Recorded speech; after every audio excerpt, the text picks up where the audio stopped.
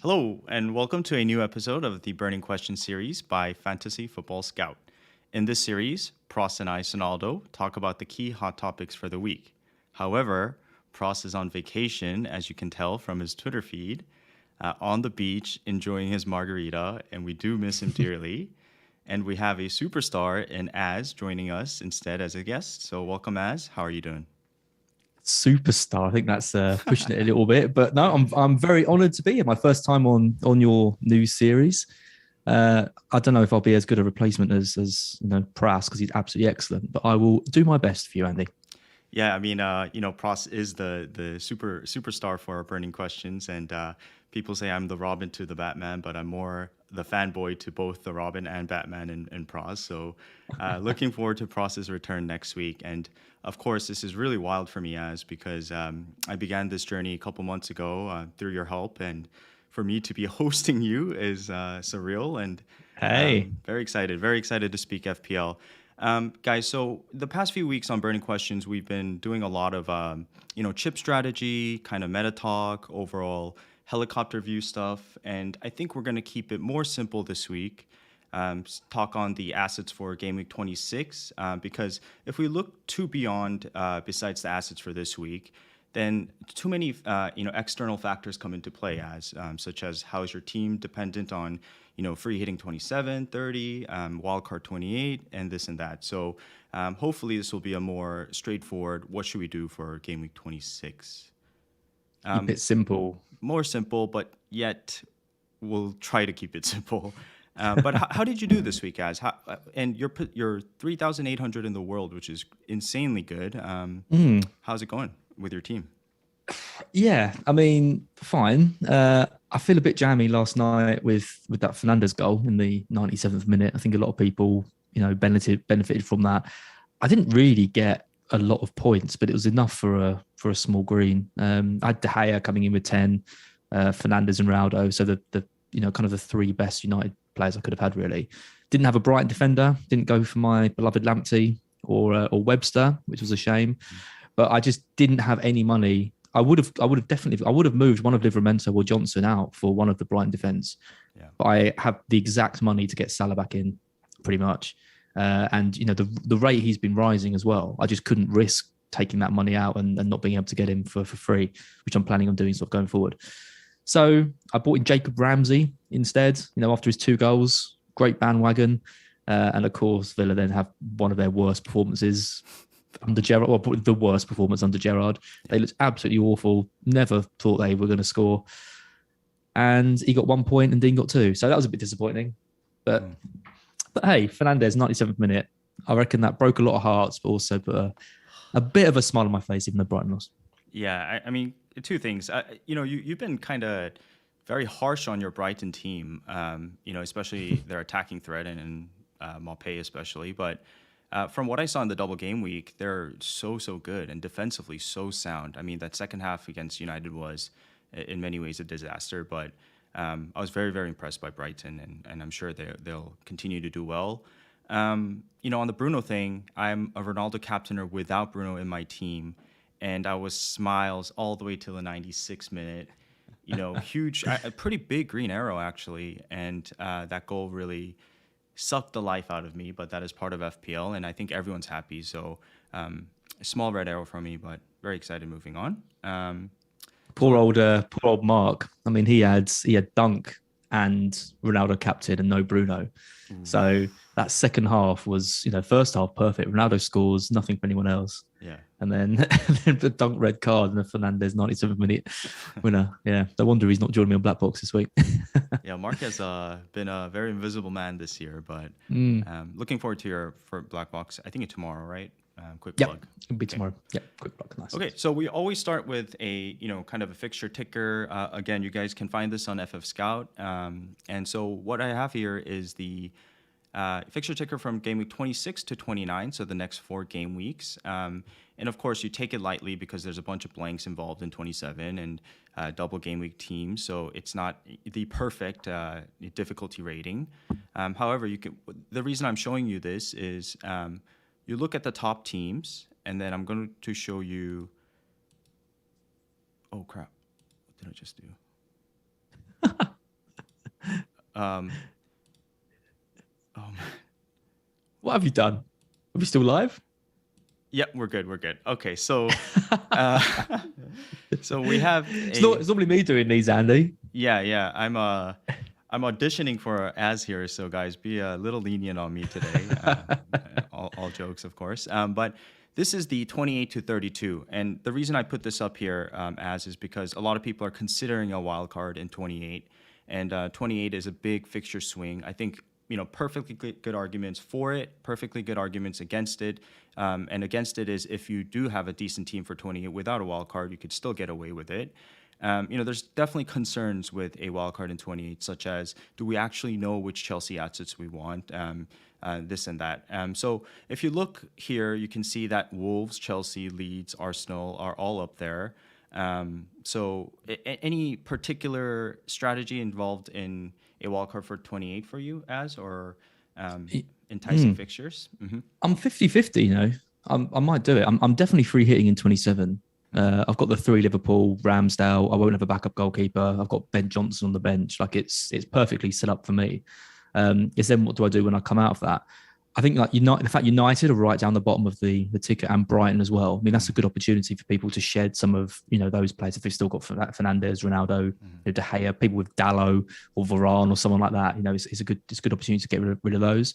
And Chelsea right at the top as well. So if Reece James is back, for example, if Mason Mount's injury isn't too bad, I think there's opportunities to get Rudiger back in, and you can kind of jump ahead of people who might be making those moves, might have to sort of, only make one move a week. You could essentially get in 3 Chelsea players. I mean, the run they've got, Burnley, Newcastle, Norwich, Brentford, is an unbelievable 4 games for them. So maybe even someone like Lukaku could, be someone who we look to get, for Ronaldo or someone, to pair alongside Salah as a premium option. And then you've got Wolves. I mean, defensively, you can look at Aït-Nouri, you can look at Sarr in goal. Palace, Everton, Leeds, Villa, Newcastle, great run for them.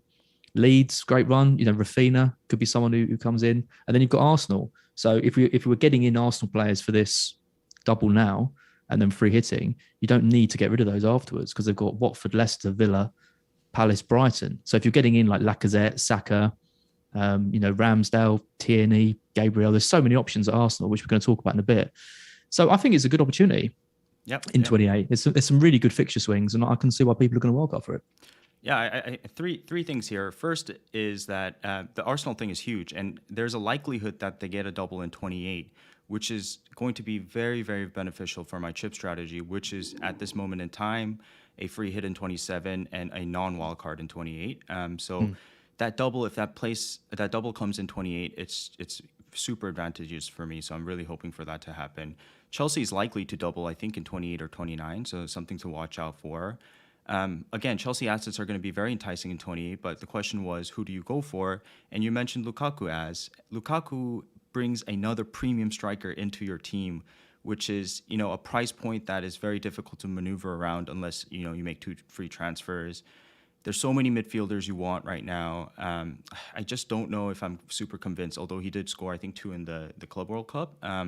But overall, this season, Lukaku has struggled to really fit into that Chelsea team, just based purely on eye test. I mean, they won the Champions League without a pure number 9. So do we have enough data for 28? I'm not so sure. And then the last thing you mentioned in the wildcard 28 is that Pras is actually on that plan right now. So very interested to see how he works around the next few game weeks. Yeah, and then the next thing is a chart I quickly made on Word, and it just helps you kind of visualize this single game week in 26 because we have 8 double teams. There's no particular order here except Liverpool, Arsenal will be 1 and 2 for me up top. The blue is the home fixtures, and the orange is the away fixtures. So right off the bat, there's no doubt Liverpool, Arsenal are superb, and you could triple up on both. And free hit in 27 and still have those assets, which are very, very good moving forward. So I want to ask you is there anything that really stands out to you here besides the Liverpool Arsenal game, which we'll talk about, and any other double game week teams that you plan on targeting? Short answer, no. and move on. I think, people talk about double game weeks often being a trap and things like that. I look at these fixtures and the teams playing in them, and I'm really struggling to get too excited. I think Liverpool and Arsenal Liverpool gives the triple captain option in one of Salah or Trent, most likely Salah. I think Arsenal, that's a good 2 games for us. I mean, Wolves is a tough game, but Arsenal beat them, outplayed them and had 10 men for, quite a large part of the match. So, and they were away. So you've got to fancy Arsenal in that game against Wolves. They don't concede too many goals, but I wouldn't be surprised for a 1 or 2-0 in that. And then Brentford, if Arsenal turn up to that game, the amount of goals they're conceding at the moment, that could be that could be really good for the Arsenal attackers. And with Martinelli out, we kind of know who's going to start that game as well. So we can kind of focus our attention on bringing those in. But I mean, outside of that, Watford have got Villa and Palace. People are holding on to Dennis and King. Going with those 2 strikers, I can't expect them to get much joy from either of those 2 games. Gerrard's done a good job with Villa defensively. Vieira's done a good job with Palace defensively. And Watford are really, really struggling for goals. I think I read since January, no team in Europe has scored less goals than Watford. I think I read that somewhere across all the the top leagues. So yeah, they're just not clicking at all. Yeah, Wolves, you're not going to consider any players really apart from their defence. And Leicester and Arsenal isn't amazing. 8-0 is a good shout, but you're looking at 4.3 defender as the best asset, or maybe Sarr. I think the only team that I kind of like the look of is Palace. We don't really know what Chelsea side are going to come back, from this Club World Cup and how they're going to play. I think there's opportunities for Edouard probably in that game, and then they go into Watford, who's a good fixture. So I think if you're looking to take a punt on a striker, I'd say probably Edouard or Zaha is probably the one to go for. But I'm not too excited about this double, to be honest. How about Spurs and Burnley? Not interested. Well, Spurs are just going to lose to Man City probably quite heavily. So, the only defenders we could get excited about are Reguilon and Royale. Reguilon didn't even play again in the last game. Royale's sort of potentially in and out of the team as well. And then they've got the Burnley match. Burnley away. That's a good game on paper for Son or Kane, but you're not going to captain them. Do you need like one of the decisions is do you move Ronaldo for Kane for a hit, for example? Which is something that I could potentially do. But Ronaldo's got Leeds, and that's a good game for him. So, yeah, I'm not really feeling the love, to be honest. I don't love those Spurs. I think they'll struggle against City and Burnley. Yeah, completely fair points. My confidence in Spurs and Son has shot down drastically, and it starts with the defense. You look at the way Liverpool invested in their team. Is who do they bring in? Van Dijk, and it was a game changer. You look at Man City, who do they invest in? Diaz, game changer.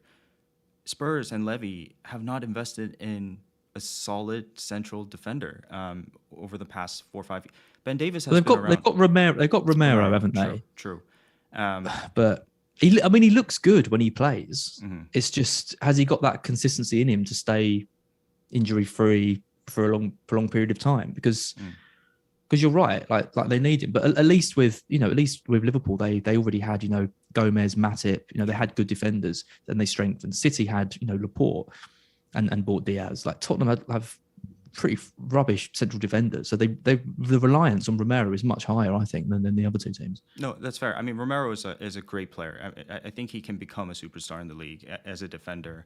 But the point I was trying to make is that they haven't invested enough in their defense, and the defense is very important because it is the backbone, the spine of the team, and defense creates offense, and the stability and balance creates closer lines between the midfield, closer lines between the mids and attack, and more plays happen through that. So it's very disappointing that they haven't been able to upgrade their defense in terms of Spurs. But yes, let's go to the first section, which is Liverpool, and we're going to try to cover 2 main topics here because it's pretty straightforward. It's Trent for Salah for triple captain.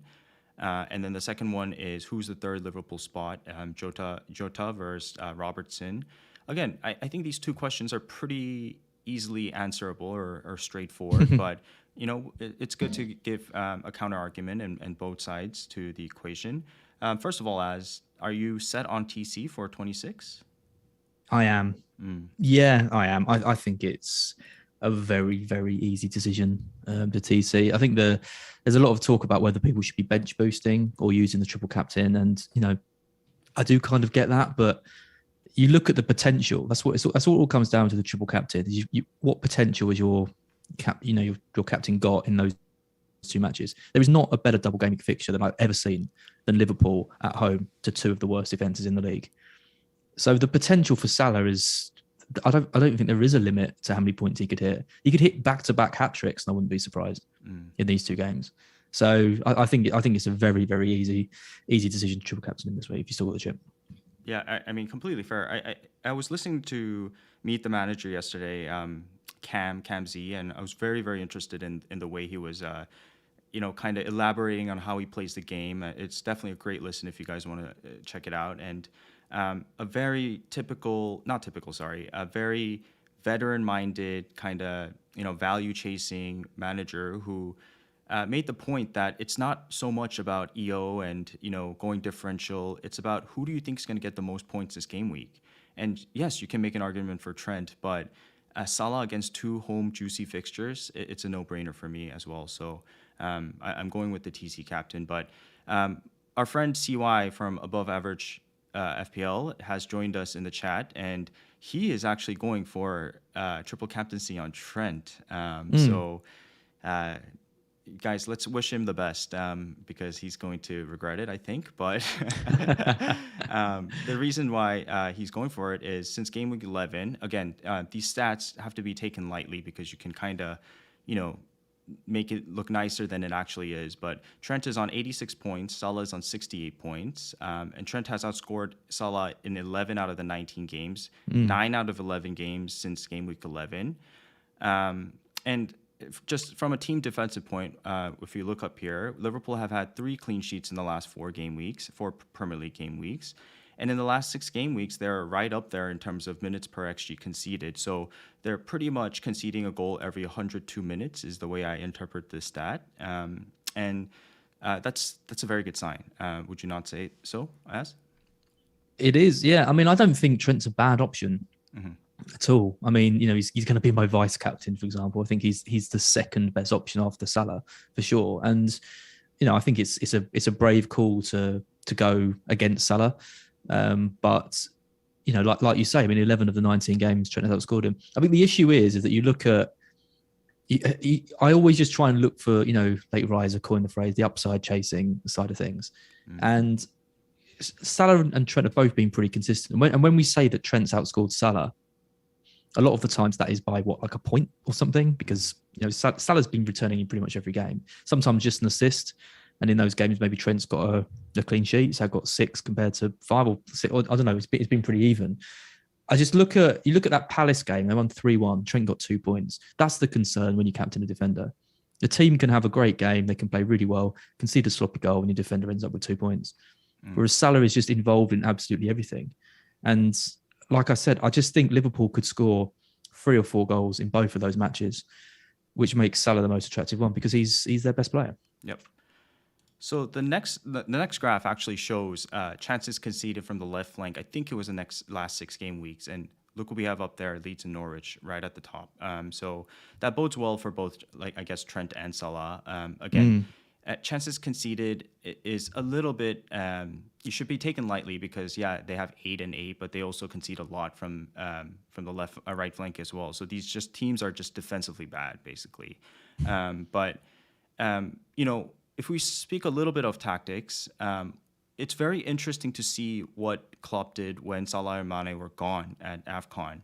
And without getting too detailed, they run a bunch of triangles. This is how they attack. So the triangles would be, for example, if Salah was around, Henderson, Salah, and Trent creating triangles, whether one is pushing out wide, one is making the runs behind, one is drifting inside. That's just the zonal attacking method that Liverpool has. When those two are gone, they don't have direct attacking dribbling assets such as Mane and Salah because their backups are not good enough to take on defenders one-on-one. And when that happened, Robertson came into play because Robertson and Trent were heavily involved in their attacking output. So with the Salah and Mane returning, I think their attacking potential diminishes a little bit. I'm not saying it's the end of the world, but I think their attacking potential diminishes, especially Robertson, because interestingly, when those two were gone, they played a lot from the left side. A lot of the ball ran through the left. A lot of the ball switched to Robertson. Robertson was left on an island and, created a lot of crossing and plays and attacking returns. But when Salah comes in, he's involved in 50% of the goals for Liverpool throughout the season.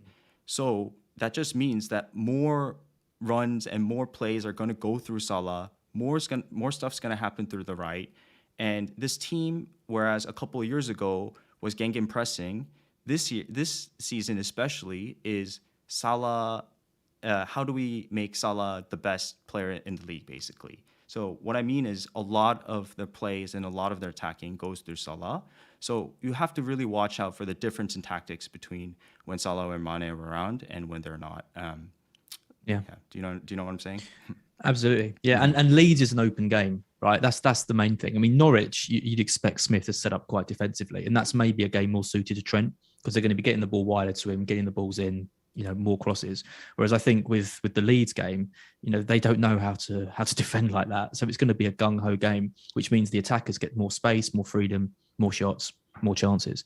So if it was in isolation and it was just looking at Salah or Trent against Norwich, for example, I think you could make a case for it. But I think Salah versus Leeds is just so much more in favour of him than it is Trent. Yeah, just no overthinking here. And Overthinker John, welcome again. And he says, what do you think about Luis Diaz? Diaz is a fantastic option and possibly the replacement for Mane. So I'm very excited for what he is capable of and what he's going to show in the next few seasons. So let's move to the next Liverpool topic, and we'll just quickly go through this, is Jota versus Robertson. And, most managers won't have the luxury or the move to, move off Jota now and get Robertson in. I don't think that's necessary. But it is a topic for debate because I think it was pretty hot in the community on who the third best Liverpool asset is. And certainly you can make the Robertson argument as well. But again, I go back to the tactics part where now that Salah and Mane is back, Robertson attacking output, I think it diminishes a little bit. So if you have Jota, I think it's a no-brainer keep. He's first choice now, very integral to their attacking, output. So what do you think, Jota versus Robertson? Do you have an opinion here? Yeah, I mean, I was asked a few weeks ago, and I was very, very insistent that I thought Robertson was the better pick, given that Mane and Salah were coming back, given that they'd signed Diaz. But the more, I mean, the Leicester game was so big, I think, for Jota because he hadn't returned in a while for us, and we were kind of we were all kind of relying on him. Everyone owned him, and he got those 2 goals. But it was just the way that Salah came off the bench in that game, but Jota really took charge of that attack and that side. And the more I read about Liverpool, the more I just read more about the younger players looking up to Jota. I think I can't remember who it was. Nice. One of their players was saying that they were getting finishing training from Jota in a thing. And I just thought that there's been a few little things like that. And I think he's just making that step up now from rotation back up to the front three of Firmino, Mane and Salah to now being an integral part of Liverpool's attack going forward. And, I think a lot of people have said that for a while, and I didn't really believe it. I think earlier in the season, I still thought there would be massive rotation between those three. And I think there will be to some extent. But I think Jota is so important now for Liverpool. If they want to win the Champions League, if they want to challenge City for the title, I think Jota is now pretty much as important as definitely as important as Mane, probably less important as Salah because no one's as important as Salah. It's just a question mark of what happens with Diaz. But I think you're right. I think Diaz affects Mane more than it does Jota. I think Jota plays majority of games between now and the end of the season. Completely changed my opinion of him, really. Yeah, it's one of those breakout seasons in a different way. I think so, yeah. So this chart again from FF Scout is expected goal involvement for Jota amongst all players, and in the last 6 game weeks he's right up there. I think top 6, top 7. So obviously we know his underlying stats are always great.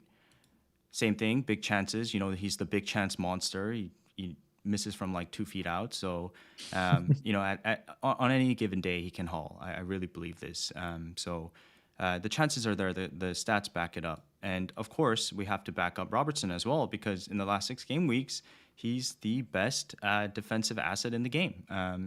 Points per start, 9 points. Again, I think this is only 4 out of the 6 starts, so it's not the bunch of games, but still, there's a reason why people are trying to jump on Robertson. His underlying stats are fantastic as well. Yeah. So yeah, Yeah, I mean, he's outscored Jota, I think, hasn't he? yeah, I think As so. well. Yeah, probably not a huge amount in it. Yeah, Jota 25, Robertson 36 over the last 4. So Robertson has outscored him, but Jota wasn't really doing anything, and then had that one big game, and then obviously missed the last game with the dead leg or cramp or whatever it was, which was a shame. I like them both. I really do. I think that I don't think you can go wrong with either. And I think you're not going to captain Jota, so it is purely just who's going to score the most points out of Robertson and Jota going forward. There's probably not a huge amount in it, but yeah, for now, I think I'm leaning back towards keeping Diogo, which I did not think I'd be saying about 6-7 weeks ago. I thought he'd be an easy sell. For me on a potential wild card, but it won't be so easy now. Yeah, I mean that's how fast FPL moves, right? 6-7 weeks ago, Ben Davis was a great option, and Dalot was a great option, and look at what's happened now. So, to summarize the Liverpool, TC Salah is a no-brainer, and if you have Jota, you're very happy with Jota. If you have Robertson, it changes your team structure. You can get another midfielder in, and so be it. I think that's a great option as well. Pretty much. It's just that is the decision, isn't it? Because you can't really consider Diaz or Firmino. Mane is an interesting one. If you were free hitting this week, for example, would you consider going for the Mane and Salah double I think up? so. I think I would.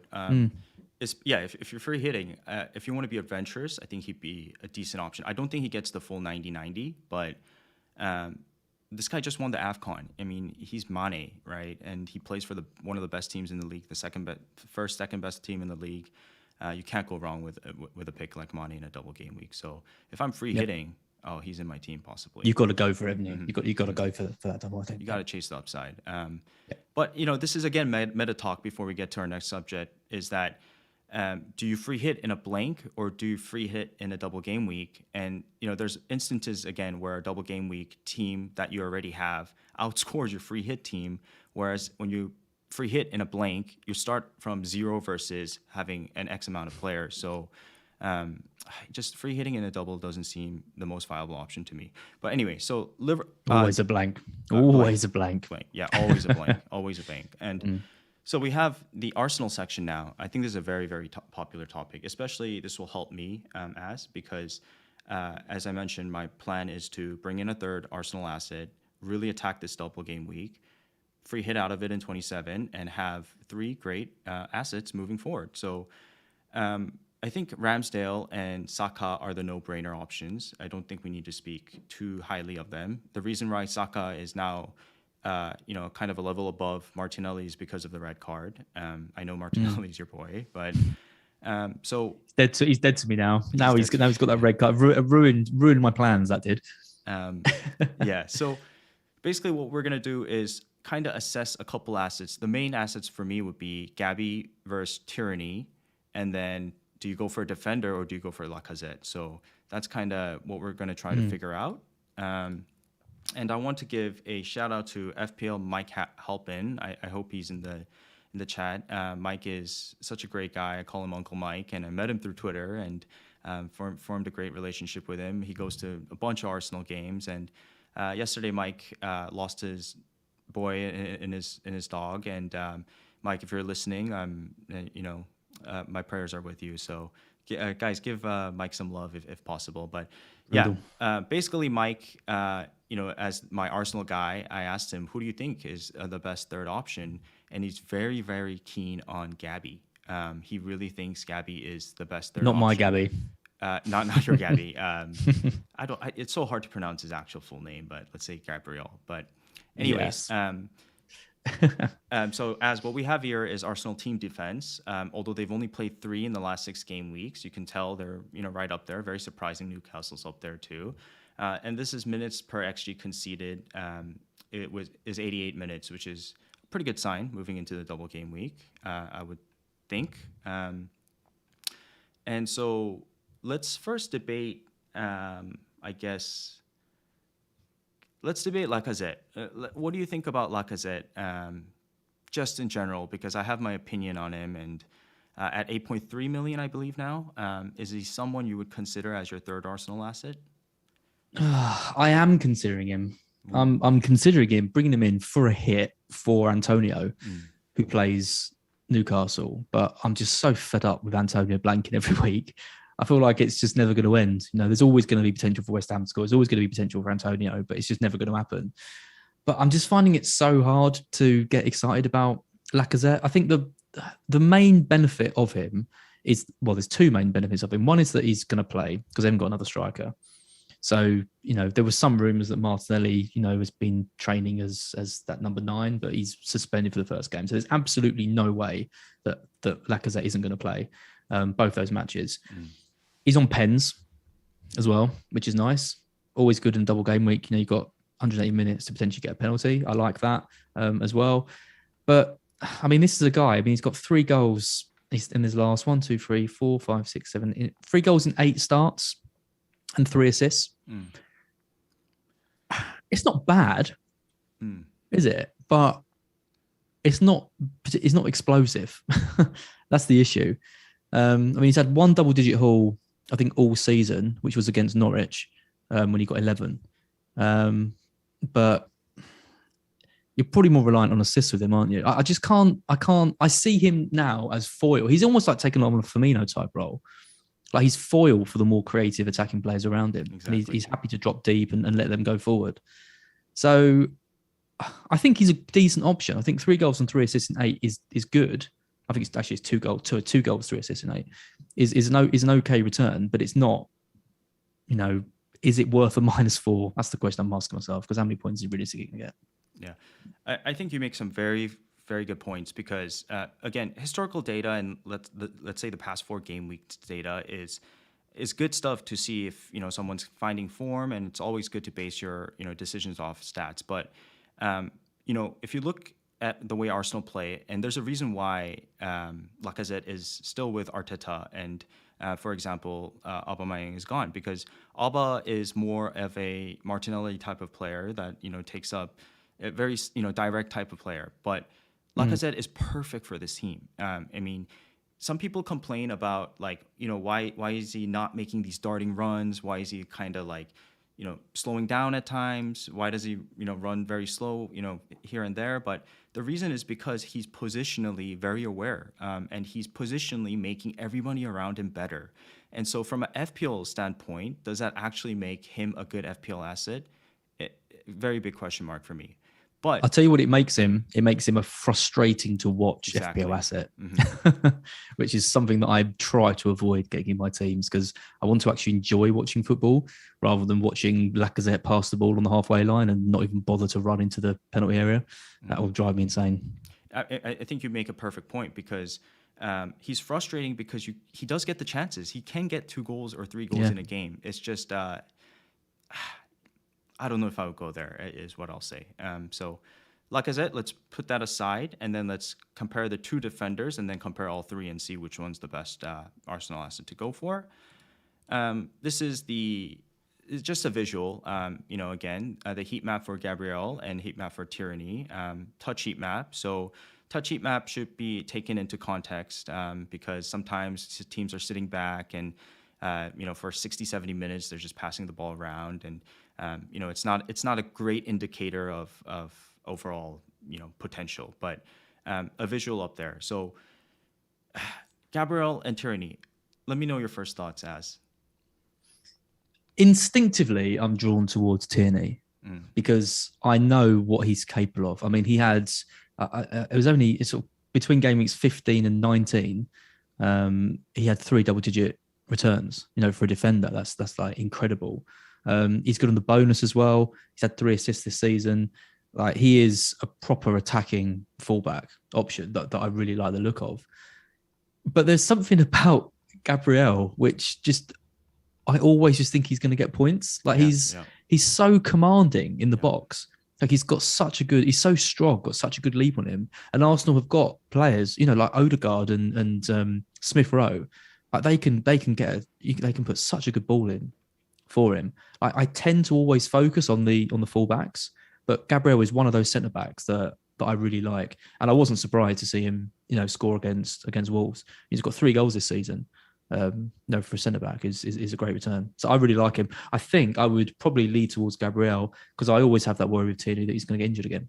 Yeah. Injury is definitely a concern. And what I would like to say about Tierney, when you look up the matchups for the Game Week 26, is defenders make different types of runs, right? And just because you're a wing back and you're getting bombing forward does not necessarily mean you're a more attacking threat than a center back in Gabriel. And what I mean by this is, Tierney will probably do well in the first game against Brentford because he'll benefit from the offensiveness of Canos, but probably will blank against Wolves for a clean, and will have to play for a clean sheet. So that's kind of my so-so stance on Tierney as an option. Although our guy, let's talk. What's his name? Ted is a big advocate of. What's his name? So sorry, Ted. I called him Tom. I called him. Yeah, it's been a. That's all right. He's very forgettable. I forget his name all the time. Love you, Ted. Yeah, love you, Ted. So I would like to show you a very, very cool graph by FPL Avi, I believe, on Twitter. Shout out FPL Avi. And this is goals conceded from a set piece. And this is why Mike Halpin is so keen on Gabby. Gabby's really, really good on set pieces. And as you mentioned, Daz, he's super dominating presence and he's got like size. He just looks like, imagine playing against him in real life. Like, dang, how am I going to get past this guy? He's just got that aura about him. And again, Gabby's very good on set pieces. 6 worst teams conceding on set pieces are in the next fixtures for Arsenal: Brentford, Watford, Palace, Leicester, Villa, Southampton. So not only do you have a great chance of getting a clean sheet in the next double game week 26 and then 28, 29, 30, you have a set piece monster in Gabby with, potential to get attacking returns. For me, it's a no-brainer. I'm convinced by what Mike is saying, and I think I'm going to go to Gabby if I do go for a third Arsenal asset, which I will. I mean, the good thing about Tierney is the consistency is incredible with him, really. I mean, he came back in game week 15 and he's only blanked once in all the matches that Arsenal had. That was 2 points against Leeds. Where they won 4-1 in that game, didn't they? He even got an assist against Man City, for example. So, Tierney's more exciting to watch because you're going to see him bombing forward more. But you are completely right that when you've got someone like Gabriel, who is the target of all the set pieces, and they know that it's like Liverpool using Van Dijk. He probably doesn't get enough goals for Van Dijk, or United using Maguire. But when you've got that kind of imposing presence in the box, you just try and get the ball to him from all set plays. And I wouldn't be surprised if he got a goal, given these stats as well. He's playing a team, they're poor from set pieces. I would lean for Gabby as well. Yeah. Yeah, interesting. I think the more popular pick will be Tierney, but Gabby's certainly a shout. And by the way, besides all this, if you just look at pure attacking stats, Gabby outshines Tierney in most categories. So even the underlying stats are there. Granted, he did score, so that probably helps a lot. But okay, hopefully that kind of organizes our Arsenal thinking here. Let's move to another popular section right now that many people are considering is Jimenez and Wolves assets, Wolves defense. Right off the bat, Wolves look great. 7th in the league, pushing for a Champions League spot, possibly. Looks like they have a good chance of locking up a Europa League spot. I'm not completely convinced on Bruno Out yet because I need to see more. And I think they've been getting away with a lot of results. However, defensively so solid, and they have a game plan. And having a team philosophy in the Premier League is super important. We saw that with Leeds last season. I guess teams figured them out this year a little bit more, and a bunch of injuries and fatigue and this and that. But there is an identity. There's a plan A, plan B for Wolves. So an informed team, good fixtures, a double this game week. Definitely some enticing options here. First thoughts on Wolves in general. Just so different to what I thought they were going to be this season, under Lage. Like we did all the research pre-season. It looked like he was going to be a very attacking, open manager. Yeah. And I just can't believe how good they are defensively. Like, Yeah. I think they've only conceded more than 2 goals or 2 goals or more like once this season, or maybe it's twice. Like it's twice. So that defensive record is literally what's seen them through. I mean, they have games like Arsenal though, where when they're struggling to kind of keep the ball and retain possession and just getting hit over and over again, they've got no way out. They can't create anything. So I always worry about them attacking wise. They scored 2 against Brentford. They've scored 2 against Spurs, which gives some indication that they have got decent attacking players there. But every game that they play, I just expect a 1-0 either way. And it's just really hard to get excited about a team like that. I like Ait-Nouri. I think Ait-Nouri is such good value in defence, but looking elsewhere, Ait-Nouri and Salah, for me, I just wouldn't touch their attackers. I just think it's just going to be too frustrating when they don't get you anything. Yeah. Okay, so what I'll do here is I worked with FPL Teacher, shout out FPL Teacher on Twitter. He is a very, very tactically nuanced guy, and I kind of rely on him a lot for tactical stuff and speak to him all the time about football, because football comes first for me over FPL. So he was very kind to help me kind of break down his team in Wolves. And so I'll kind of go through some notes I have, and then I'd like to know your thoughts after. Nice. Wolves. Wolves are a defensively solid team. Their system is 2 forwards, Raul +1. And it's interesting you mentioned that you thought Lage would come out, very attacking and stuff. And he did. He actually came out the first, couple game weeks super attacking. They were doing bad. And then they switched it up and became more defensive and have been super sound since, right? And so Raul +1, what that does is prevents the center backs from reaching the central midfield. So one of the 3 midfielders, Decker or Kondo, or pushes up to press the full backs. So the question here is who benefits? Raul and Pondence benefits, in my opinion, right? When midfielders press, Raul is in between the lines to receive the ball, shoot, create chances, aka he's involved in most of their attacking output. Granted, it's not a lot. Oh my God, can you help pronounce it for me?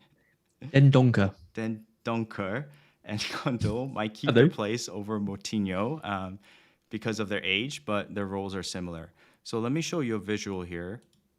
This is the space that Raul Jimenez takes up.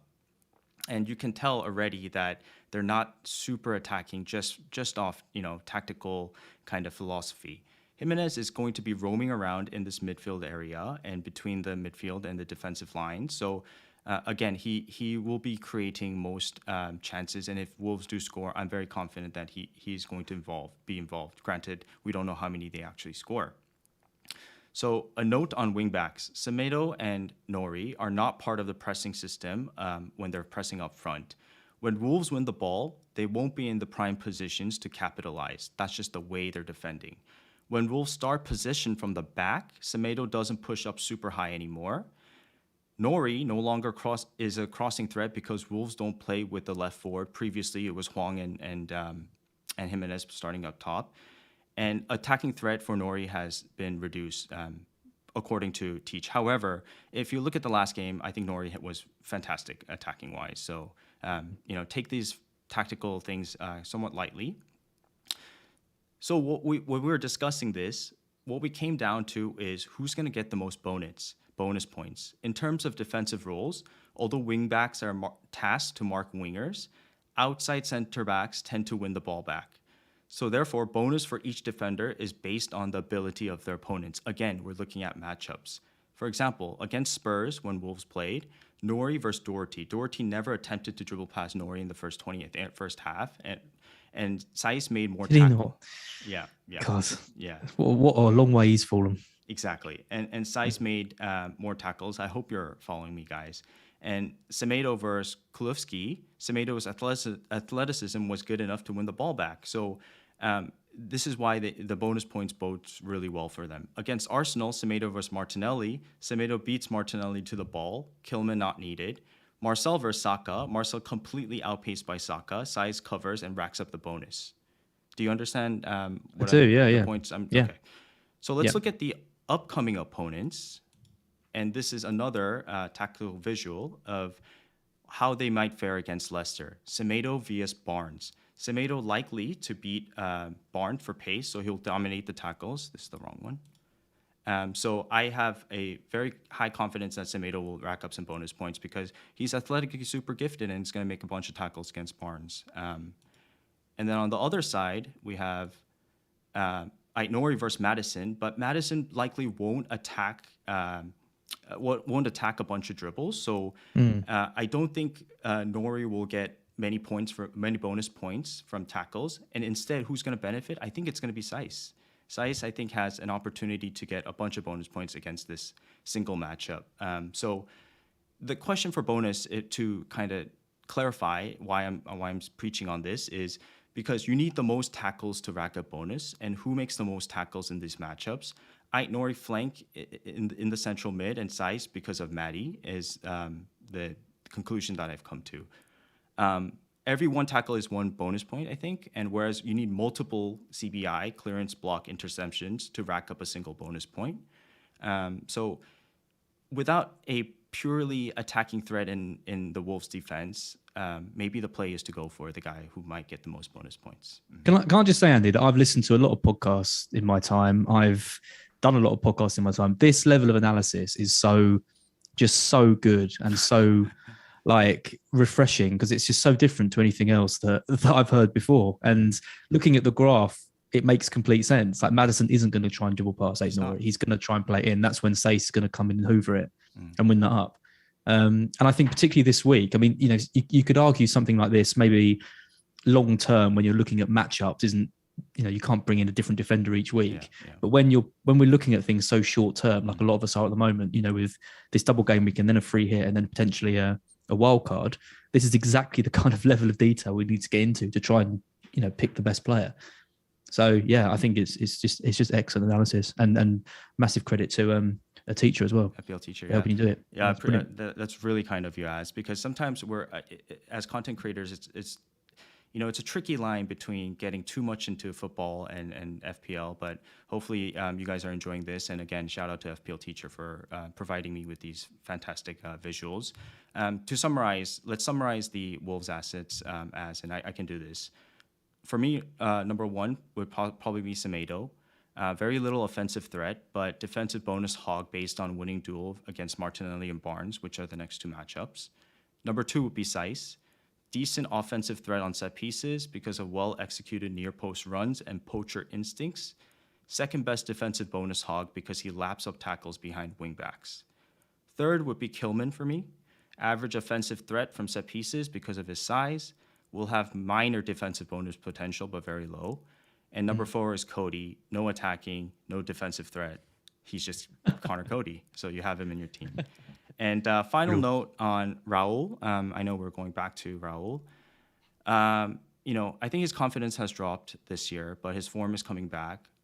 One goal doesn't imply more goals down the road, so take it lightly. He could easily blank these next two game weeks. And he's become very selfless this season. I feel like he's taken up that kind of veteran savvy role and allowing those around him to kind of excel, taking, guys like Hwang under his wing. So it's very nice to see. I think if you're buying Raul, it's not a great buy. It's not a terrible buy, but it could come off with potential this game week. But yeah. So would you, I mean, we talked about two kind of disappointing strikers. Would you rather have Raul or Lacazette? Oh God. Again, I think it's team dependent, but I think I would go Raul because of the fact that I'm looking to bring in Gabby. Yeah, because I'll have three Arsenal. Yeah, yeah. I think I'd lean for Lacazette. Not thinking about how many assets I own from each club or whatever. I think based on who I think's got more potential in double gaming, I think probably Lacazette given the fixtures.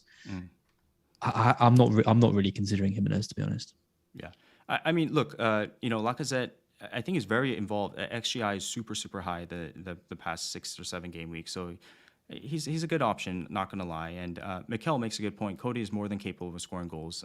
Again, this is just my hot opinion take, so no right answer here. But based on the two matchups, this is how I wanted to present. Cody Brace confirmed. Cody Brace confirmed. Awesome. Thank you guys for bearing with me there. And let's go to the next team, Burnley, another very popular team that's been talked about. Wout was firmly in my plans, and I'm really keen on bringing him in. I really need him to be not injured for this double game week. So I'm hoping that he's available. And the reason for me is just besides who's the better player, it's also the fact that his price point allows me to get the assets I want in the midfield and defense. I want to know your thoughts on Burnley. Any players that you want or players you want to avoid? Again, whenever you ask me these questions, I sigh just because I just find it so hard to get excited about Burnley in general. I mean, Cornet's back and sometimes playing up front, but now he's playing a bit deep because Rodriguez has come in alongside Weghorst. It's 3 games now for Burnley, and he hasn't done anything, but I mean, he has played United and Liverpool, to be fair. So, and then the Watford game, he was just back from AFCON. So he's the kind of standout attacking player, and he's got back-to-back double game weeks coming up. So if you're not planning on a free hit in 27, I think he's actually a pretty good move because you're going to get 4 games out of him of those 2 games. So yeah, I quite like Cornet. Defense, I mean, the centre backs just don't score enough or have any real attacking threat to make me think they're worth it. So I'm probably looking at Pope if I'm getting anyone, but then I just think Ramsdale is superior in pretty much every way to him. Yeah. So unless you're bench boosting, I probably wouldn't go near Pope. So it's probably just Cornet for me. He's the only one that I'd probably consider. Oh, you're not interested in Wout at all? No. I just can't get excited about a Burnley striker. It's just the same as when Chris Wood was there. I find it so difficult to do. I mean, I guess the best thing about him is that the strikers are all so rubbish that you could move, anyone to him and not be too worried that the ones you're selling are going to hit big returns. Yeah. But realistically, I just don't think you can expect too much from him. My opinion is a bit different. I think Wout is a great option. And I've said this on TED stream, and I think I had like 4 or 5 streams last week, so I've been preaching this and you just can't say no, can you, Andy? I just can't say no. I just love talking FPL. It's a problem. But anyway, so just to reiterate what I've been saying is that Burnley played a long ball game against Man United. They had 200 something total passes. Man United had 500 something total passes, but their long pass was very similar, 60 to 57. So again, they play the long ball game, which means they're going to feed Wout. Wout is going to be heavily involved, and they're always trying to play and win the second ball, which brings Cornet into the picture. However, Wout is more important because it's not always Cornet that's getting the second ball, that's always making those runs. So just from a team tactical perspective, whoever is making the runs behind, or maybe he doesn't pass it off and, shoots from outside the box, or he's very slow, right? But very, Berbatov-like and, super sexy type of football player. So I think Wout is very enticing for me as an option, especially with the lack of strikers that we have. So lightly on that, but you mentioned the back line. I do agree. Pope is a prime candidate for 27 free hit, for example, and he gets points returns because Burnley invite pressure. They like to shoot pressure to shoot from outside, which is Pope's kind of bread and butter. And he has good save form right now. He's looking good. He made a ridiculous save. I can't remember against who. So I really like the look of Pope. And the back line, here's what I'll say. The back line, whether you're debating Ben Mee or Tarkowski, just relax. You can go for Tarkowski, you can go for Ben Mee. There's no right answer, and they're not great options in my opinion because the back line is very, very uninvolved in the attack. They have very low pass percentage, so that means very likely they don't get any bonus. It's purely based on how much do you believe they're going to get a clean sheet because there's this talk about Tarkowski's good on set pieces. He's going to get involved in corners, this and that. That's like 1 a game max, and 1 or 2 a game max. So for me, the Burnley defensive line is very iffy. It's just for only. So I was going to only 4 teams have had less attempts from set plays this season than Burnley, which are Watford, Wolves, Everton, and Leicester. Which is surprising when because everyone thinks they're a Route 1 team and all of this, but they're not very good in the air. The centre backs, like Yeah. surprisingly, they concede a lot of chances from the flanks, Burnley, and they don't create many attempts from set plays. So, and the fact they're not really keeping clean sheets at the moment as well, it's very difficult to sell them. Okay. Next topic, a very popular dilemma is what to do with Bruno Fernandes. And Ronaldo is an easy sell. I think most people will sell him. And the Bruno one's interesting because unless you move him to Salah, if that is the only way to do it, you definitely do it. But I guess people are questioning whether to move off Bruno to someone like Son and I don't know, someone else. But again, FPL Bruno's out there. My buddy's, I think, in the chat. He was supposed to join us today, by the way, guys, but he's been busy with life. And sorry, FPL Bruno, but FPL is life, Bruno. Come on. Yeah, come on, man. But man, I was so heartbroken by that 96th or 7th minute goal because he deserves it, right? He was the best player in the game for Man United in the second half, especially. But I thought I was going to get away with it, and he delivered the goods. He was super involved. I mean, if Ronaldo finished 1 or 2 times from his crossing, he could have got more points. So Bruno was really good. And this matchup against Leeds is, man, so good. I think early in the season he had they dominated Leeds, right? I think they had 5 or 6 goals against Leeds early in the season. First game of the season, yeah. Oh, Hat-trick for Fernandes. Yep. Yeah. So the matchup's always been fire because of their traditional rivalry since the 90s. Leeds' high pressing versus United's counter-attacking style is, the showcase previous to when Rangnick arrived. It's a tough sell, but I don't think it's so difficult of a decision. It's just basically, do you want a doubler or not in Son? What do you think, Az?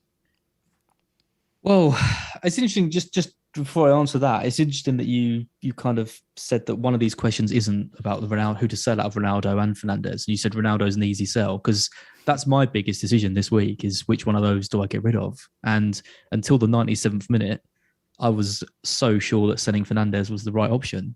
And then it's amazing what a last minute goal can do because now I'm suddenly reminded of the Leeds game and I'm thinking, oh God, Ronaldo could get a rest potentially because he's got Atletico Madrid next week, and Fernandes has got that goal and is in quite good form and played well. So if he hadn't got that, then I would almost certainly be selling him. But now I'm a bit worried. I think if you've got Fernandes and you've already got Salah, you don't sell him.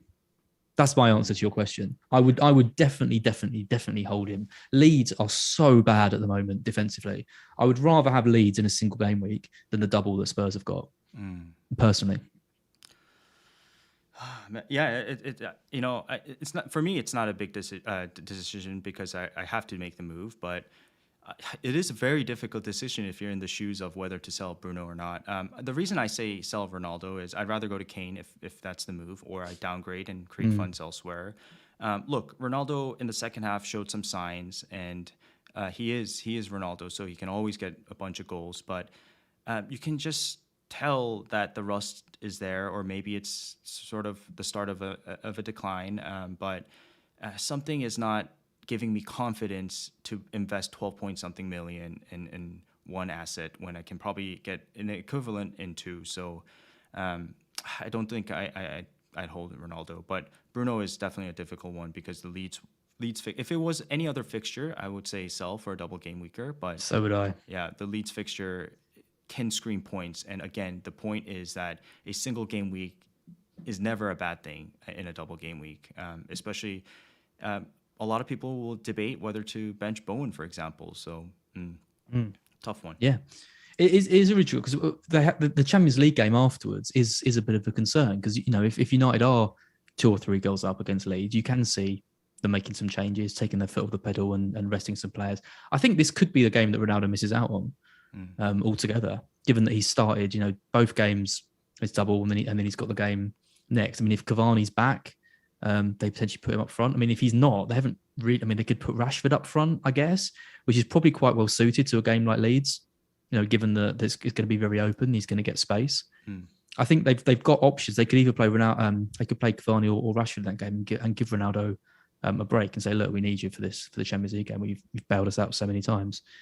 So I'm actually leaning towards, Fernandes being the better United option this week. But if you don't have Salah and the only way you can get him is by selling Fernandes, you just got to have Salah this week. That's the end game, isn't it? Mm-hmm. Like there's no question mark around that at all.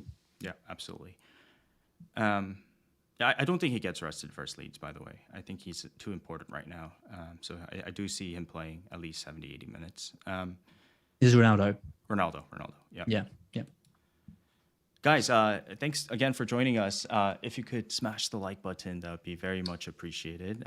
Very good, Andy. Very good. You are a full YouTube streamer now. I love it. I'm fully dedicated to this craft, but I do have a real life stuff as well. So hopefully I'm improving as I go. And thank you for the support in the Twitter community. Really, it's very, very meaningful. So. Pras, if you're watching, I do miss you. Hopefully you come back next week. But anyways, so this is the FPL Naive, NA_7, I think. Naive. You'll find him on Twitter. But quick shout out to FPL Naive, who's also a very, very good manager. And, I asked him, hey, do you want to make a double game week 26 free hit team? And this is what he kind of sent me.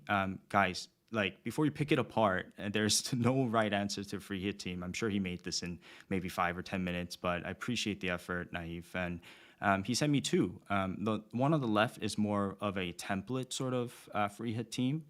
And then the one on the right is more of a adventurous free hit team. And you see Mane in there, as we mentioned early on So very interesting free hit teams, but I did want to kind of share this in case anybody's thinking of free hitting this game week. And just read them out, Andy, for the podcast listeners. Okay, let's go through the more template one. Is Ramsdale, Foster in goal.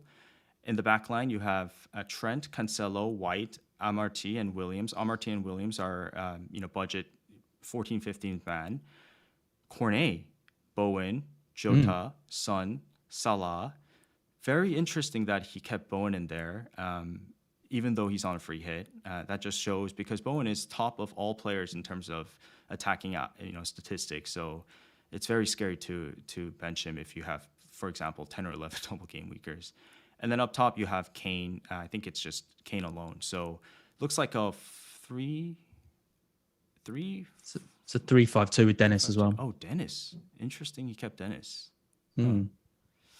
What were you thinking here? But anyways, on the right, I guess he's a Dennis fan. On the right, you have a more adventurous one, Ramsdale, Foster, Trent, Cancelo, White, Amartey, Williams. In the midfield, Saka, Bowen, Mane, Son, Salah. I mean, that midfield is prime. It looks really good. And then Wout and Dennis up top. So another 3-5-2. 2 3-5-2s.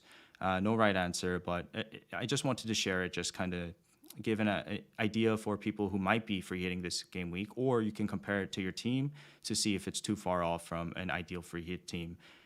We will bring it back as to the point you mentioned that ideally you do not want to be free hitting a double game week and you'd rather use it in a blank, correct?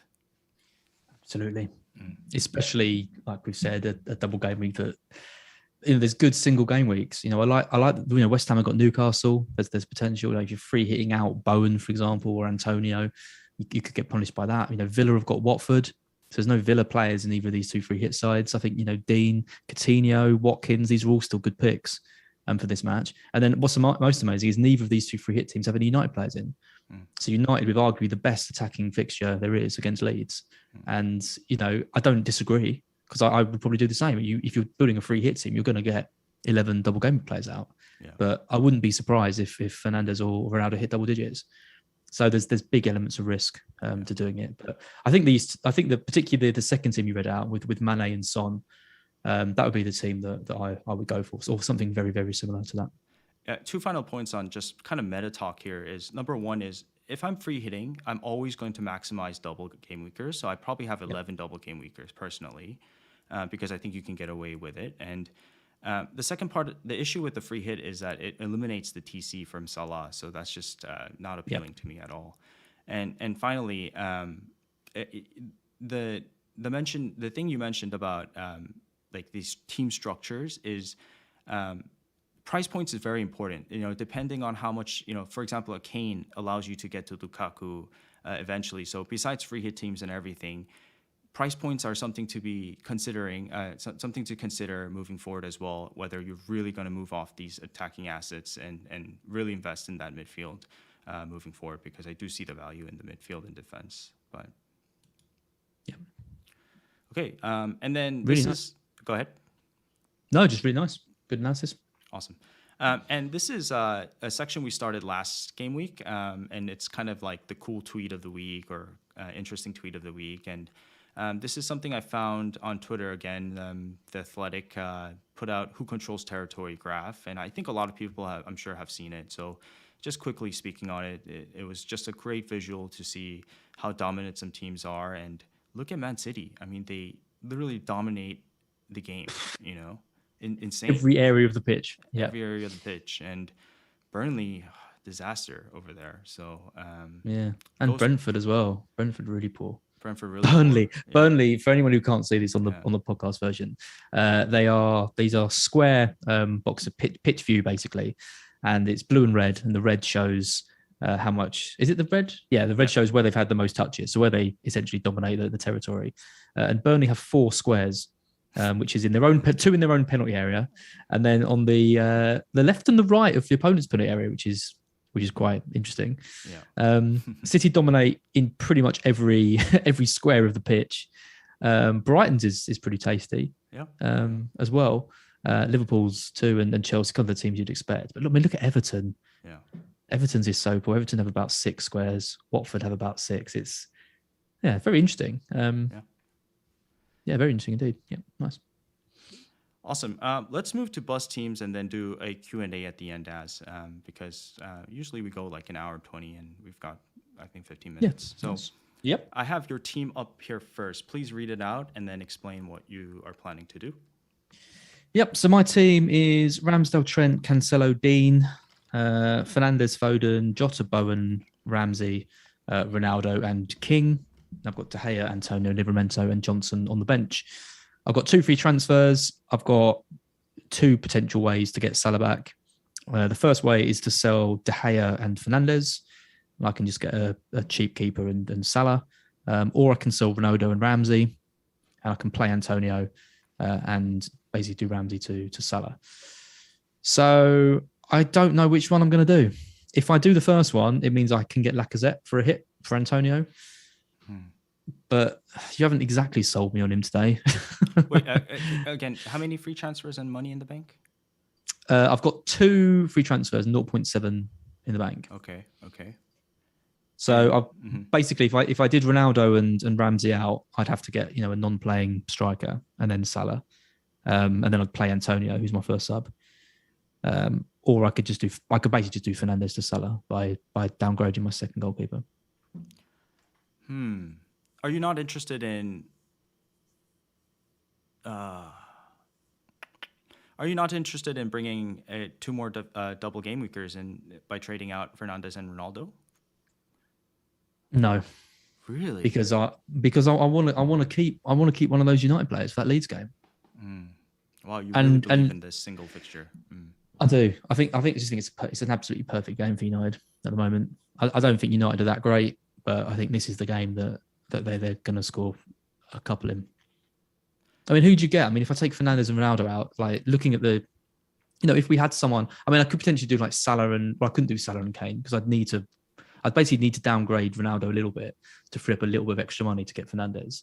So who do I get? Like what striker is going to, out of the ones we've talked about, Weghorst? It's just not, do I go to Dennis? There's just not enough there, I don't think, to, for me to justify it. Very interesting.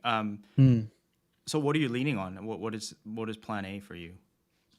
I think I'm going to keep Fernandes and I'm going to drop Ronaldo and Ramsey, which means playing Antonio, which should be a good fixture for him against Newcastle. But I just have so little hope. Okay, so in order for Ramsey to become Salah, Ronaldo just becomes a non-existent player, right? Okay. Yeah, exactly. If I do that though, I'm probably going to have to wildcard in 28 because I don't really want to be stuck with a strike force of, Antonio, King, and the Gelhardt. or something. Whereas if I sold Fernandez, I reckon I could probably get away with not wildcarding, so then I could just drop Ronaldo to Kane in a few weeks. Question. Decisions. If you had to start one of Dean or Cancelo, who would you start? I don't think you can drop Cancelo. Right, that's what I was thinking too. Yeah, I think it's obviously it's a good fixture for Dean. Watford just barely score any goals, but if you're paying 7 million for Cancelo, you play him every week. Yeah, interesting. You're very pragmatic here, and not trying to attack 26 too much from what it looks like, because I think you believe in the single game week assets that you have. Right? Yeah, I mean, I like I've got Bowen at home to Newcastle, got Dean at home to Watford. If I did move Fernandez, I'd be happy playing Ramsey at home to Watford as well. I think Villa can score a couple in those games. I think 5 to 6 doublers in this is fine. I don't think we need to be going mad for 9 to 10. I think Son's an interesting one. Son's a nice that sort of differential to have. And Ronaldo to Kane, if you've already got Salah, I think that's probably a fairly easy move that you could do. But I don't know if I'd do it for a hit. I have a confession to make on Son. I decided to speak much less on Son, only when he's doing well, because I read a comment recently that's saying someone said that I'm too Son biased, and don't listen to him. I know. Haters gonna hate, but it was hurtful because, of course I'm Son biased. My handle is Sonaldo, but I'm the first to admit when someone's not doing well, and my confidence in Son this game week is not the highest, to say the least. But anyways, another question before we move to my team is, if you had to start if you had to drop one of Bowen, King, and Dennis, do you play both Watford boys over Bowen? No, you don't drop Bowen. You do not drop Bowen for King. No way. I know. Not in a million years. I'd play Dennis. I think that Dennis is a better player than King is. I would definitely not bench Bowen. I'd play him over both of them. That's not what I wanted to hear. Okay, before we get to questions, let's go to my team. And this is, first of all, without any transfers. So I have 2 free transfers, 0.0 in the bank. As you can see, I already have 1, 2, 3, 4, 5, 6, 7 double game weekers. Ronaldo would be downgraded to a possible another double game weeker. Vout is what I'm thinking. I could go the Broya route. I could go the Himi route as well, but Himi locks me out from doing my third -4. And so I'll try to explain what I'm thinking here is I'm thinking Ronaldo to Out, and then Foden to Salah. Unfortunately, that's the only way to get to him, TC Salah. And then I'll take a -4 to do Livramento to Gabriel. Or I could do Ronaldo to Jimenez, Foden to Salah, and Alonso to Tierney for a Gabby for a -4. However, I'm leaning against selling Alonso because I'm not going to wildcard in 28, and he becomes a decent option in 28. And the whole point of the wildcard in 28 is to try to jump on these early assets, including Chelsea. But there's vagueness in which Chelsea assets to go for, so might as well just keep Alonso. The reason why I sold Reece last week is just because of funds. But what I'll do here is, this is the FPL Team Planner, very useful tool. But this is my 26 game week team once I do the transfers that I just spoke on. So now that I've done the transfers, I have pretty much 10 double game weekers. And wow, with a -4 and a very solid team. I got my boy Son in there, and King and Dennis obviously is going to deliver at least 50 points for me. But I'm too enticed by having more doublers than single game weekers. Am I going crazy here? Look at my bench. No. Yeah. I mean, your bench is nuts. I mean, yeah, exactly. De Gea, Bowen, Dean, Alonso. I mean, would you not be tempted to bench boost with that over the triple captain?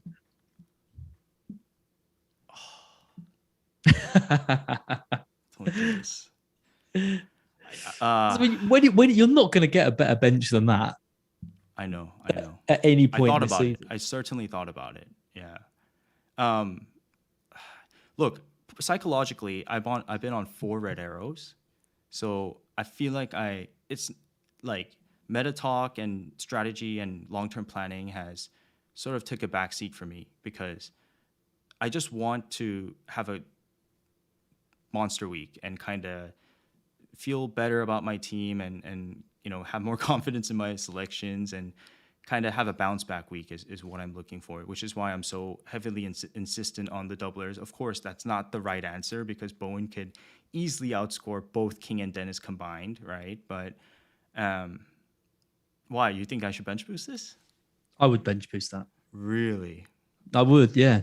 I would bench boost that. The advantage of the bench boost when you've got a bench that isn't like 1 or 2 sort of average players, and that is 4 players who should all score well this week. I can see 6s for all of them. So Salah would need to get 24 to match it. Plus, you get rid of the bench boost chip, which means when you play your wild card, you haven't got to be, you haven't got that on your mind. Trying to set yourself up for it. The bench boost here changes my plans drastically because then I'll try to wildcard in 31 or 32. Chat agrees, by the way. Do they? I'm not reading the chat right now, but chat agrees. Oh God. But yeah, if I do the bench boost, then I need a good TC option in 36, and also my plans drastically change because now then I'll invest heavily into my starting 11 in my wild card and forget about my 14, 15 man, which could potentially benefit me. But man, Salah TC is scary not going for him. So again, I have another visual because this is my team after the transfers I just spoke on. I'll free hit it in 27 because, as you can see, I have 3-3 Liverpool and Arsenal, and this is the team I'll get to in 28. And what do you think about this team, Az? Because unnecessary for a wild card, right? I'm perfectly happy fielding this team in 28, and this is without any transfers yet. So Weghorst could become Broja, for example. Yeah, so this team is Ramsdale, Gabriel, Trent, Cancelo, Dean, Salah, Son, Jota, Saka, Bowen, Weghorst, with De Gea, Alonso, King, and Dennis on the bench. Yeah, I mean you can't wildcard that. I don't think you've already got the Chelsea player in. You already got Son in. You got Weghorst for the double game weeks coming up. You got 2 Arsenal defenders who've got a good run. I think this is fine, mate. You've got this. You got this down. You look strong. Yeah. Okay. Yeah, come on. You look very strong. I think your red arrows are going to come to an abrupt end. I think. Oh man, this BB thing is going crazy in my mind now. You implanted a seed in the back of my mind, so I will text you on Friday night or Saturday right before the deadline, and you tell me what to do. And I'm really excited. I mean, 4 players should outscore 1. Yeah. Let me ask the chat real quick, guys. Is this BB worthy? Please help me out here. But awesome. I really enjoyed today's episode. Without Pras, of course, our main guy. But thank you so much for Az for joining us. Do you mind spending the maybe next 5-10 minutes doing questions? Absolutely not. No, we've had two super chats. Do we? Actually. Okay. So let's go through. We could start with those. Okay. Okay. So this is from Christopher Con. Thank you for the super chat. I planned Foster, Foden, Raf, Antonio to Ramsdale, Son, Saka, and Broja for a -8. I'm also considering bringing in Tierney for Dawson, who we talked about. This would then mean free hitting next game week. Is that silly? So, I mean, on paper, Foster, Foden, Raf, and Antonio to Ramsdale, Son, Saka, and Broja looks pretty good. For a -8, though, what's your thoughts on big hits for a double? Plan Foster, Foden, Rafinha, Antonio to Ramsdale, Son, Saka. Selling Foden as well before Spurs, bit of a risk. Oh man, the -8 is tough part. If it was a -4, I say definitely, but it is 4 players for 4. I guess you have to make the Broja move to, as a price point thing. I think I'd be tempted because you're bringing in 3 double game weekers, so hopefully that's like a -2 already covered. Yeah, I think It's, I in, could. it, Yeah, it's interesting as well though, because Mhm. so he's bringing in Ramsdale, Saka, and then Tierney potentially as well. So that is what makes the free hit. You don't have to free hit because he's brought in so many. Yeah, yeah. So it's a -8 and having to use a free hit chip. Oh, I Essentially. see. I see the logic here. Yeah, I think in the situation where you don't have to take a hit and not have to free hit in 27, then I would advise against it. But if you're committed to taking a free hit in 27, such as myself, who already has 2 Arsenal assets, then I think it could make sense. Yeah. Yep. I think do it. Live a little. And the other one we had was Owns Ramsdale White from Yagu 2. Thank you for the question. Owns Ramsdale White for 26. Have 8 double game weekers. Very nice. Lose Kufal for Wolf Vout or Arsenal defense for -4. Lose Bowen for upgrade after 26. Thank you for the effort.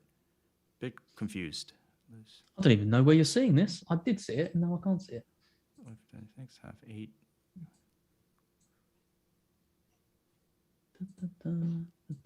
This is the content people want to see. So what's the question? Owns Ramsdale White for 26 and Yep. has 8 double game weekers. Very good position to be in.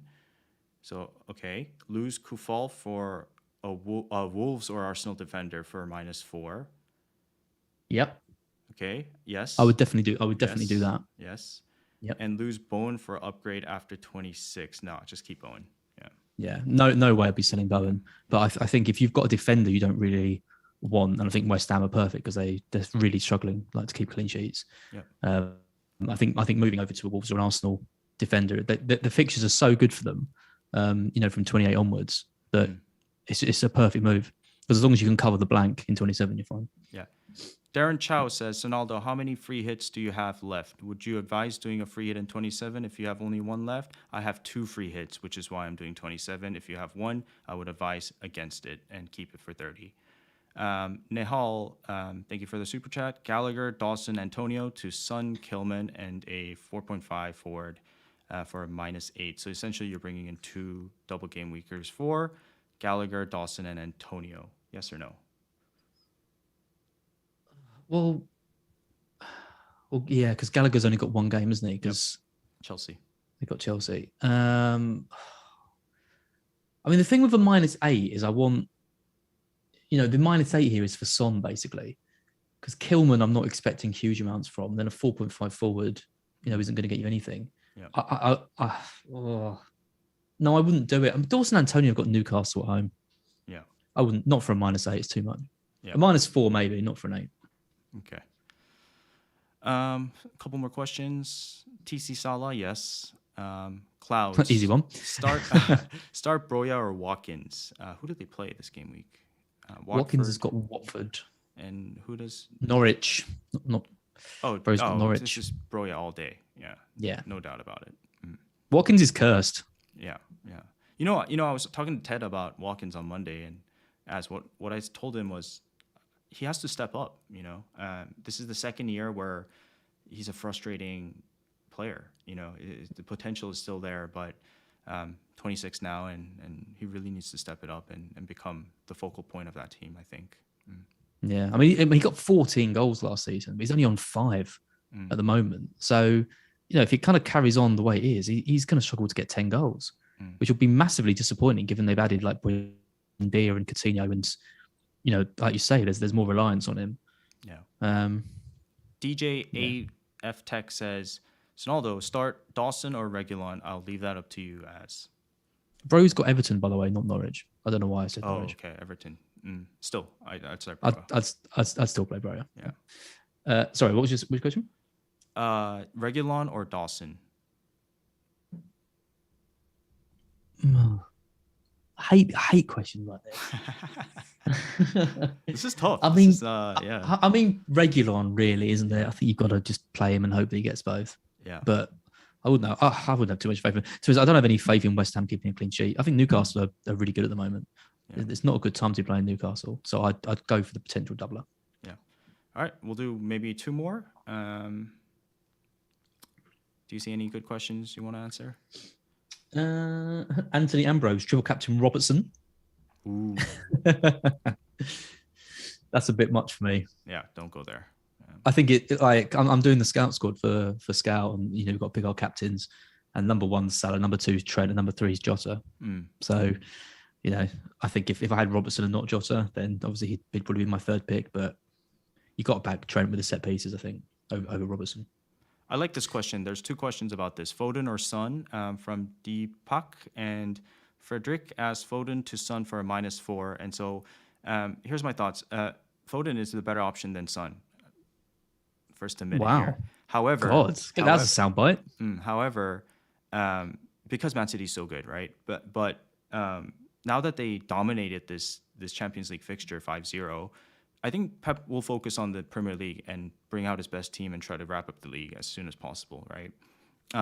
But with that being said, Foden has started a bunch of games in a row, rotation risk, single game week, so I'd be a little worried. Whereas Son, is nailed 90-90 and has a double game week, so I think I would make the move for a -4. You would do it. I would do it. Yeah. I think I would as well. I think particularly if I was not free hitting in 27 as well, because that's when Son's got Leeds. And okay, City have got Everton, but Son against Leeds, that's a very good looking fixture for him. Yeah. So yeah, I would pretend if I had the money to do it, I'd try and consider it as well. Yeah, these questions are fun. Last question to end the stream, guys. Thank you so much again for joining us, from Steven, who is a loyal listener and has supported us from the start. So Steven, shout out to you. What is your closest guess as to what Salah scores this week?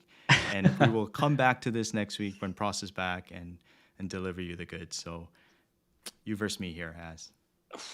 Okay, I think he gets 3 goals over the 2 fixtures and 5 bonus. Ooh. So what that was 15, 20, 24. 24. Is that right? Is that maths right?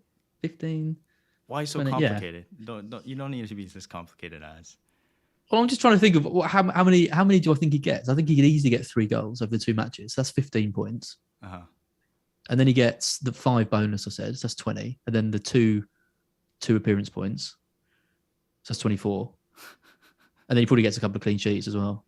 25. I'll say 25. You say 25? Yeah, 25. Okay. I say 20. Just keep it clean. I say 20 points. Okay. But okay, yeah. Thank you, guys. The final few questions coming in, we referred to it throughout the stream, so please do play it back if you have time, and I think it'll help answer the questions. So thank you so much for joining me, Az. Thank you guys for listening in. Pras will be back next week, Wednesday, and we have another guest next week in FPL mode, Andy, our good friend. Oh, wow. And next week's going to be interesting because both Andy and I are on free hit. So for any free hit viewers and non-free hit viewers, you can kind of come check it out and see what we're planning for Gameweek 27.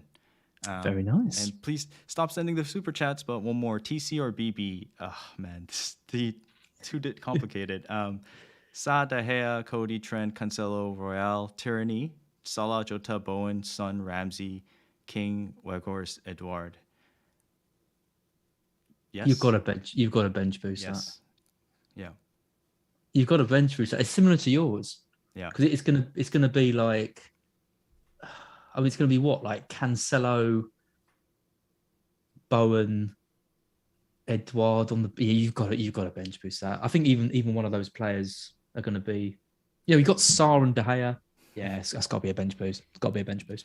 It's so easy for a for a guy who's triple captaining Salah to say, "Hey, you got a bench boost."